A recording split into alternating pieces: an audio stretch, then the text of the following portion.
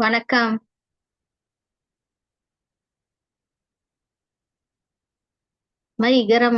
அகரம் தமிழ் வகுப்புல இலக்கணம் அறிவோம். அதுல மீதி இருக்கிற இலக்கணம்லாம் நம்ம பார்க்க போறோம். 3.2.6ல ஒரு பகுதி பார்த்துட்டோம் இல்லையா?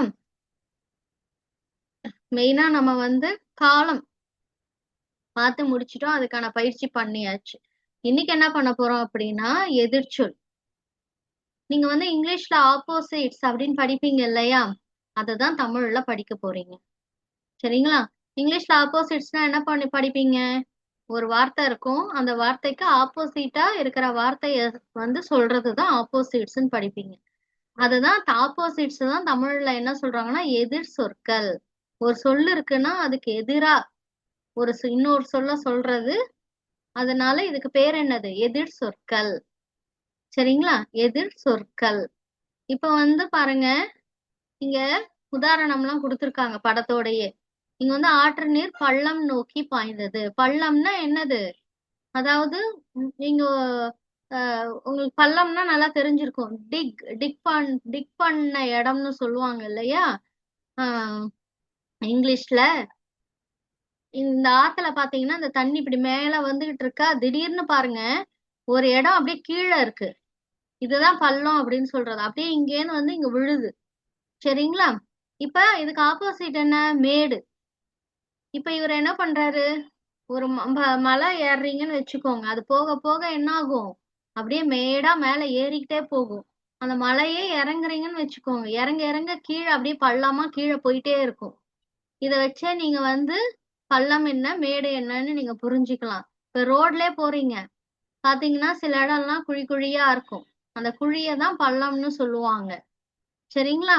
அந்த ரோடா இருக்கிறத ரோடுக்கு சில இடத்துல பாத்தீங்கன்னா மண்ணெல்லாம் வெட்டி இடத்துல குவிச்சு வச்சிருப்பாங்க. ரோட்லயே பாத்தீங்கன்னாக்கா அது நீங்க என்ன பண்ணணும்? சில இடத்துல ஏறி இறங்குற மாதிரி இருக்கும். சில இடத்துல பாத்தீங்கன்னா குழி குழியா இருக்கும். அதுக்குள்ள காலை வச்சு ஏறி ஏறி போற மாதிரி இருக்கும்.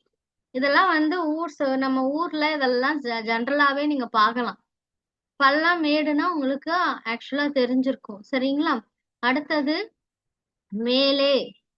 பறவை மேலே பறந்தது. இங்க பாத்தீங்கன்னா பறவை என்ன பண்ணுதுன்னா மேலே. மேலேன்னா என்னது? அப். சரிங்களா? பழம் கீழே விழுந்தது. கீழேன்னா என்னது? மேலேக்கு ஆப்போசிட் கீழே. கீழேன்னா என்னது? டவுன். சரிங்களா? கீழே விழுந்தது பழம். இங்க பாருங்க, அந்த ஆப்பிள் மரத்துல இருக்கிற பழம் கீழே நோக்கி இப்படி விழுது. இது கீழே. இங்க மேலன்னா இந்த ஸ்கை, அந்த அந்த நோக்கி இதை காமிக்கிறாங்க. அப்ப அது மேலே. இப்ப மேலேக்கு ஆப்போசிட் என்னது? கீழே.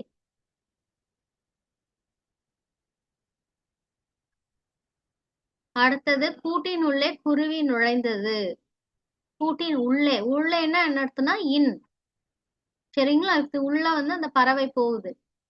அடுத்தது பாம்பு புற்றில் இருந்து வெளியே வந்தது. உள்ளேக்கு ஆப்போசிட் வெளியே. வெளியேன்னா அது அவுட். அடுத்து இங்க பாருங்க, குமரன் மரத்தில் ஏறி நின்றான். ஏறினா என்னது? கிளைம்பிங் அப்படின்னு சொல்லுவாங்க இல்லையா? ஏறுறது.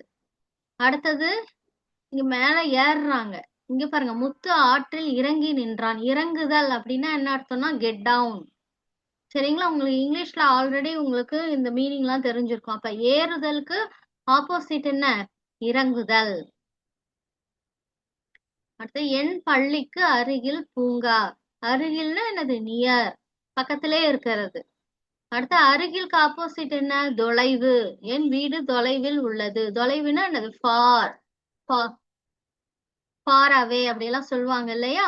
அப்ப அருகில், அதுக்கு ஆப்போசிட் என்னது? தொலைவில். அடுத்து பாத்தீங்கன்னா பிறருக்கு உதவுவது இன்பம் தரும். இன்பம்னா என்னது? ஹாப்பினஸ், சந்தோஷம். சந்தோஷத்துக்கு ஆப்போசிட் என்ன? துன்பம். தீய செயல்கள் துன்பம் தரும். சாரோ. சரிங்களா? Happiness opposite sorrow. தமிழ்ல இன்பத்துக்கு ஆப்போசிட் என்ன? துன்பம்.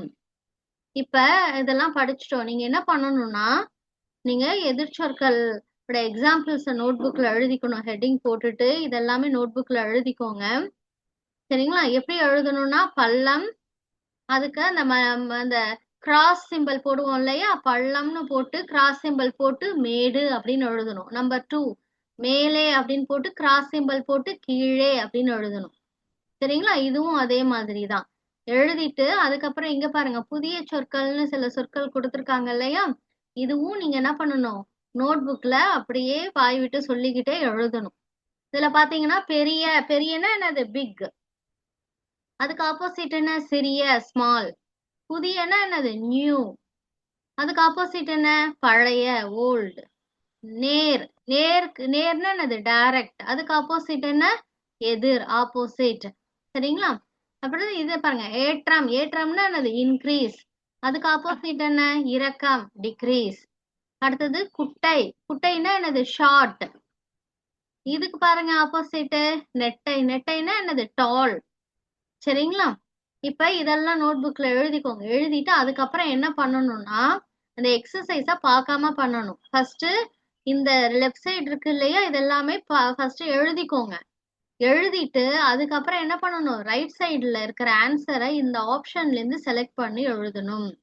இதெல்லாம் நீங்க இதை பார்க்காம தான் செய்யணும். சரிங்களா? நீங்களாவே பண்ணணும். எதையும் ரெஃபர் பண்ணக்கூடாது. அடுத்தது இந்த எக்ஸசைஸும் அப்படிதான். அந்த ஃபில் இன் த பிளாங்க்ஸ். இந்த ஃபில் இன் த பிளாங்க்ஸ்ல ஆல்ரெடி ஒரு வார்த்தை இருக்கு. அந்த வார்த்தைக்கு ஆப்போசிட் எதிர்ச்சொல் என்னன்றத அந்த ஃபில் இன் த பிளாங்க்ஸ்ல ஃபில்அப் பண்ணணும். இங்க பாருங்க ஏணியின் மேலே இருந்து டேஷ் இறங்கினான். அப்ப மேலேக்கு ஆப்போசிட் என்ன? கீழே. சரிங்க? அதே மாதிரி தான் மற்ற ஃபில் இன் த பிளாங்க்ஸையும் ஃபில்அப் பண்ணணும். இந்த ப்ளூல கொடுத்துருக்கிறது தான் வேர்டு, அந்த வார்த்தை. அதுக்கு ஆப்போசிட்டான வார்த்தை என்னன்றத இந்த ஃபில் இன் த பிளாங்க்ஸ்ல ஃபில்அப் பண்ணி அனுப்பணும். அதுக்கு ஆப்ஷன் கொடுத்துருக்காங்க பாருங்க. இந்த ஆப்ஷனுக்கான மீனிங் மட்டும் நான் எக்ஸ்பிளைன் பண்ணிடுறேன். அப்புறம் நீங்க கரெக்டா ஃபில்அப் பண்ணி அனுப்புங்க. சரிங்களா? எழுந்து. எழுந்துனா என்னது? ரைஸ். சரிங்களா? அடுத்தது சிறு. சிறுனா என்னது? ஸ்மால். கீழே ஆல்ரெடி வந்துடுச்சு. பகல், டே டைம். சரிங்களா? பின்னே. பின்னேன்னா என்னது? After words. அடுத்த பள்ளம், ஆல்ரெடி நம்ம படிச்சாச்சு. அடுத்து அந்த பிட், டிக் அதெல்லாம் சொல்லுவோம் இல்லையா? பிட் அது சொல்லலாம். அடுத்த வெற்றி. வெற்றினா என்னது? Victory, success. சரிங்களா? இந்த வெளியே அப்படின்னா பார்த்தாச்சா? அவுட். அடுத்து துன்பம், சாரோ. தோன்றும், அதுவும் ரைஸ், ரைசிங் அப்படின்னு சொல்லுவோம் இல்லையா? அதுதான். சரி, இப்ப வந்து அடுத்தது பாத்தீங்கன்னா நீங்க இந்த இந்த எக்ஸசைஸ்ல என்ன பண்ணணும்னா வினை சொற்களை நீங்க ஃபில்அப் பண்ணணும். இங்க வினை சொற்கள் கொடுத்துருக்காங்க. இதுக்கு பொருத்தமான வினைச்சொல் எது? ஒண்ணுத்துக்கு 2 ஆப்ஷன் கொடுத்துருக்காங்க. எது பொருத்தமான வினைச்சொல் எதுன்னு ஃபில்அப் பண்ணணும். எதை பேஸ் பண்ணி ஃபில்அப் பண்ணணும்னா இங்க வந்திருக்கிற பெயர்ச்சொல் என்ன? ஆணா, பெண், ஆண் பாலா, பெண் பாலா, பலர்பாலா, பலவின் பாலா, ஒன்றன் பாலான்னு பார்த்து அதுக்கேத்த மாதிரி சரியான வினைச்சொல்ல ஃபில்அப் பண்ணி அனுப்புங்க. சரிங்களா? அடுத்தது இது பாத்தீங்கன்னா பலச்சொல் ஒரு பொருள் இருக்கு படிச்சோம் இல்லையா?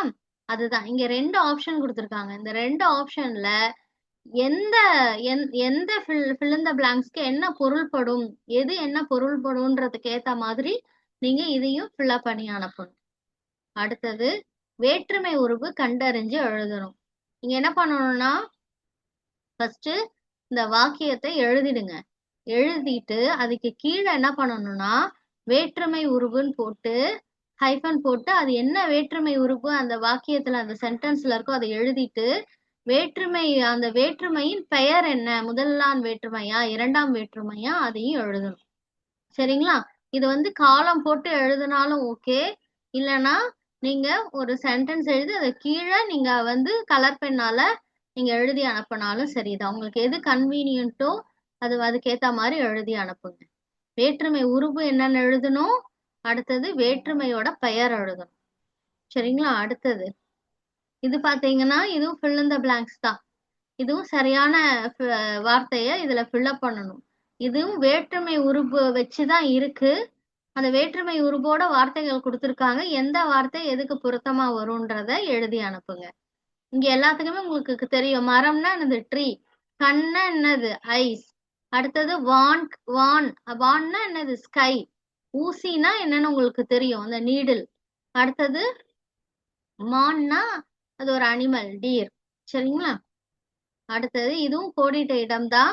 இதுலயும் நீங்க என்ன பண்ணணும்னா எந்த வேற்றுமை உருவு கரெக்டா உள்ள வார்த்தை இதுக்கு பொருந்தி வரும்ன்றத கரெக்டா எழுதி அனுப்பணும். ஆல்ரெடி உங்களுக்கு ஒவ்வொரு வேற்றுமைக்கான டெஃபினிஷன் தெரியும் இல்லையா? அதை பேஸ் பண்ணி நீங்க இதுல 2 வார்த்தைகள் ஆப்ஷன் கொடுத்துருக்காங்க இல்லையா? இதுல எந்த வேற்றுமை உருபுள்ள வார்த்தை இதுக்கு கரெக்டா பொருந்தி வரும்ன்றத ஃபில்அப் பண்ணி அனுப்புங்க. சரிங்களா? அடுத்தது இதுவும் fill in the blanks தான். மீன்னா ஃபிஷ், தோகைன்னா என்னது? அந்த இப்ப வந்து அந்த ஃபெதர் இருக்கும் இல்லையா? அது. அடுத்தது எரிந்தான், எரிந்தான்னா எரிதல்னா அந்த த்ரோ பண்றது. புத்தகம்னா என்னது? புக். பாட்டினா என்னது? Grand mother. மரம்னா என்னது? ட்ரீ. அடுத்தது இது பாருங்க. இதுல நீங்க என்ன பண்ணணும்னா, இதுலயும் இந்த சென்டென்ஸ் இந்த வாக்கியத்தை எழுதிட்டு அதுக்கு கீழே என்ன பண்ணணும்? இது இறந்த காலமா, நிகழ்காலமா, எதிர்காலமான்றதை எழுதி அனுப்பணும். ஒவ்வொரு சென்டென்ஸ் எழுதி அதுக்கு கீழே கலர் பெண்ணால இறந்த காலம், இந்த சென்டென்ஸ் இறந்த காலம்னா அது கீழே இறந்த காலம்னு எழுதணும். நிகழ்காலம்னா நிகழ்காலம், எதிர்காலம்னா எதிர்காலம்னு எழுதி அனுப்பணும். சரிங்களா? அடுத்தது இதுவும் வந்து வினைச்சொல் தான் நீங்க ஃபில்அப் பண்ணணும். எதை பேஸ் பண்ணினா? பால். அதாவது ஆண் பாலா, பெண் பாலா, பலர் பாலா, பலவின் பாலா, ஒன்றன் பாலான்னு இந்த பெயர் சொல்ல பார்த்து அதுக்கேத்த மாதிரி இதை ஃபில்அப் பண்ணி அனுப்பணும். இது பாருங்க, இது ஒரு பேராகிராஃப், ஒரு பத்தி கொடுத்துருக்காங்க. நீங்க என்ன பண்ணணும்னா இதுல உள்ள ஒவ்வொரு சென்டென்ஸையும் ஃபர்ஸ்ட் எழுதிடுங்க. சரிங்களா? இந்த ஃபுல் ஸ்டாப் உள்ள வரைக்கும் எடுத்துக்கோங்க. எடுத்து எழுதி அதுக்கு கீழே அதே மாதிரி வேற்றுமை உருபு, அது என்ன வேற்றுமை உருபு அங்க இருக்கு, அதுக்கப்புறம் அந்த வேற்றுமையோட பெயர் ரெண்டுமே எழுதி அனுப்பணும். ஃபுல் ஸ்டாப் வரைக்கும் உள்ள ஒவ்வொரு வாக்கியமா எடுத்து எடுத்து எடுத்து எழுதி நீங்க ஒவ்வொன்றுத்துக்கும் வேற்றுமை உருபு, ஒவ்வொரு சென்டென்ஸ்க்கும் வேற்றுமை உருபு, வேற்றுமையோட பெயர் எழுதி அனுப்பணும். சரிங்களா? இவ்வளவுதான் எக்ஸசைஸ். நீங்க ஆல்ரெடி வந்து படிச்சிட்டீங்க. ஒன்லி இந்த எக்ஸசைஸ் தான். இதெல்லாம் எக்ஸாமுக்கு வரும். சரிங்களா? இதுல எது வேணா கேட்பாங்க எக்ஸாமுக்கு. நீங்க அதனால வந்து படிச்சதுனால நீங்களாவே நிச்சயமா இது பண்ண முடியும். உங்களுக்கு இது ரொம்ப ஈஸியான எக்ஸசைஸ் தான் எல்லாமே. Only 4-5 fill in the blanks தான் ஒவ்வொன்றதுலயும் இருக்கு. சூப்பர் டூப்பரா பண்ணி அனுப்புங்க. தேங்க்யூ.